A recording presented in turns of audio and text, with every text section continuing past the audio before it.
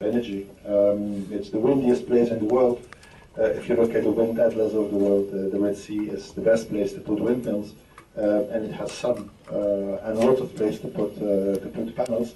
So it's obvious that this can be done, and if you invest in new sources of energy, it's not only investing in energy, it's also giving industries an opportunity to produce equipment and components and turbines and whatever. So there is a lot that can happen in the medium run. I think the short run is going to be fraught with difficulties because, on the one hand, I mean, the economy is not,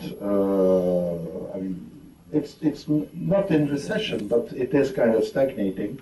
And at the same time, I think that the expectations of the people for more social justice are very strong, and there will be strong demand on the next government to do more in those fields like education and health and other types of social services. And that will cost money, that will put the budget under pressure. The Minister of Finance will have the most difficult job in this world in choosing between long-term sustainability of growth path and short-term satisfaction of justified needs and requests of people to build up quickly a more, let's say, just economy. And then indeed it's a matter of investment. It's investment by Egyptians and investment by foreigners. But foreign direct investment will not happen if on the Egyptian side investment is not really fully picking up. And this is a major challenge for the government to establish the business climate, the conditions in which this investment can take place. So I think this is a challenge that we have to carry together. I mean, Egypt as well as the foreign community through foreign direct investment and also through intervention of IFIs, international financial institutions. And you mentioned already the intervention of the IMF that can certainly help in the short run to bridge the gap and help provide some additional foreign exchange resources. Also, foreign assistance, like on the budget of the European Community, will come in. But this assistance, I mean, I have said that many times before, is more important from a qualitative than from a quantitative point of view. Because, I mean, in total, our normal program is 0.1% of GDP. We have kept it on track, and we have, with the help of Ambassador Abdelatif, succeeded in signing 6 financing agreements for a total of 180 million in December of last year. There are some colleagues coming from Brussels next week to plan what we will be doing in 2012, where the volume will be higher than in last year. I mean, there are some additional resources available, but even then, with additional resources, it still remains, in quantitative terms, a small percentage of your GDP, which is normal because, I mean, Egypt is not Burkina Faso, or it is not another kind of a very poor country. It is a middle-income country that needs to develop through foreign investment and through the well-managed. In what really direction and under which form? We saw big changes in already 4 countries. Syria is now at stake, and it seems that the outcome is an open question as well. Nobody knows what's going on. Maybe the Arab League will give us one of the clue, because it's now there is a gathering of ministers. But my question for my fellow colleagues is that if it's still expanding through one country after another, or can it go back to some countries where it's already occurred? That's, in my opinion, a really interesting question, because the process is not only spreading it geographically, but also going deep. Deal of delay in just answering these questions and just dealing with the challenges, especially in the financial field, my opinion is that the process with IMF should be split up, because there is no room for wasting more time on these issues, because the Egyptian rating, financial rating is something important, and we shouldn't allow, in my opinion, just to knock it down once again, because in the future, I'm afraid the financial terms may be harder to Egypt. I think the task of this diplomatic corps is just to try to explain or just clarify this thing to the government of this country. I know government is very competent and knows itself what's going on, definitely, but I think there's always a problem of priorities, how to define them. I hope anyway, I hope the first anniversary of revolution will go well, because that's the mood of different strata of society, different political parties, and they wanted really a celebration, not a confrontation. That's what I hope, and what I hope we'll see it, and it will be a great conclusion of Ambassador Mark's mission here in Egypt. Thank you. Sorry. I have a question Please. to Mark. Thank you very much, Your Excellency. You have really touched a very important point regarding the social security as well, and I want to add the law enforcement and the law reinforcement.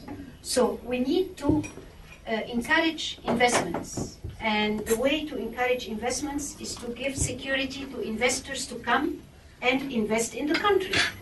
Whether those investors are Egyptians living in Egypt or Egyptians living abroad, or non-Egyptians, Arabs or Europeans or foreigners as foreign direct investing in Egypt.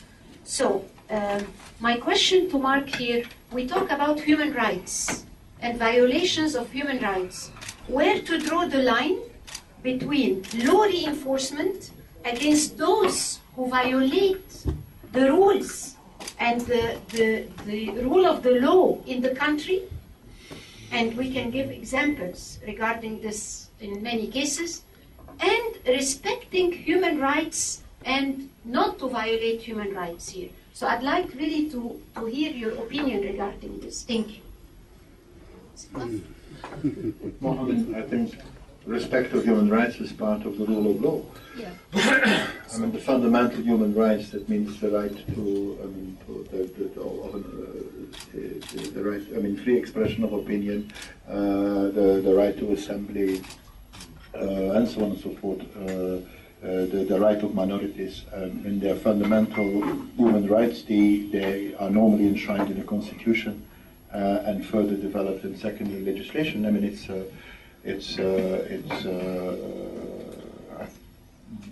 I think it is important because, respect of human rights as rule of law are not fundamentally different from the respect of the right of investors.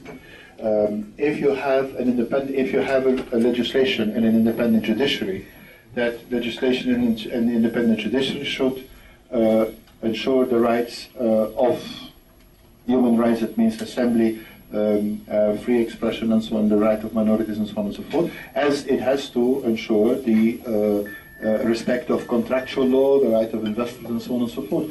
I think it's one whole. It's a totality, and so I don't think that there is a fundamental. I've always been arguing that you cannot. As a country, if you want to present yourself internationally, to that rule of law is there in order to ensure that investment will take place. You cannot do that if at the same time you're not respecting human rights, because the two things have together.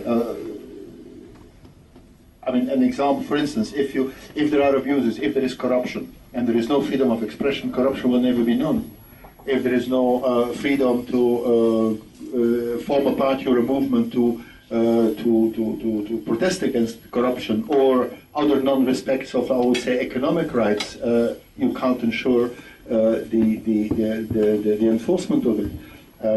I mean, freedom of expression, freedom of press, rule of law, it all hangs together. But it is not something that you can realize from one day to the next, that is clear. It is not something that I would pretend that in European countries is fully realized. It is something, it's an ideal that you have to strive for and try to realize. And in order to be kept on track, what is very important is the freedom of expression. Because without a free press that indicates what goes wrong, you will not be able to really enforce the law in the situation. Those who violate the law, Yeah. those, I'm talking here where to draw the line with those who violate the law and respecting human rights. Those like gangs around, how do you deal with them in addition to respecting human rights? We have I mean, gangs all over we deal with security. criminality like you have to deal with criminality. Yeah, without violating human rights, because this is the issue here. This is the issue. You see, it's a very thin line here. How to respect human rights while when dealing with those who violate the law. I don't exactly know what you're talking about. I mean, if you kill somebody or you steal something, you have to be put in prison, right? Okay, I hope so. But I That's hope the law. this is not an. This is the problem. Now, what kind of you want to let the criminals? Gangs around. You Pardon? see? No, but the human rights now in some civil society accuse even the people in charge of reinforcing the law that they are violating the human rights because they are taking those violators against the stability and security of the country in the prison. You see, it's a very thin line. So No, we need to work together. Every society has to protect itself against criminals, and every society has to ensure rule of law. I mean, if you look at demonstrations, demonstrations should be peaceful, and everybody has the right to demand this. Okay, if there are riots rather than demonstrations, then the police should intervene. But that does not mean that you have to kill every time tens of people in the process. I mean, we had in Europe over the last months in each and every country violent demonstrations. Right? If you look at television, look at Greece, look at Spain, look at every country, there have been demonstrations, and the police. I mean, they're not angels. They will hit. They will. I mean, and sometimes they hit too hard. Okay, but in the whole period of Europe, where we had demonstrations against austerity, there was not one person killed. I mean, talk about demonstrations. We talk about aggressive actions. They have to have some law reinforcement. Aggressive actions against the stability of the country. I still don't really So the understand. human rights should not accuse. You see, the reinforcement of the law when it comes to violators and aggression. You see, that's the thin line here. So I we don't work think they together. ever did. Yeah. Can I say something before? Okay, thank you.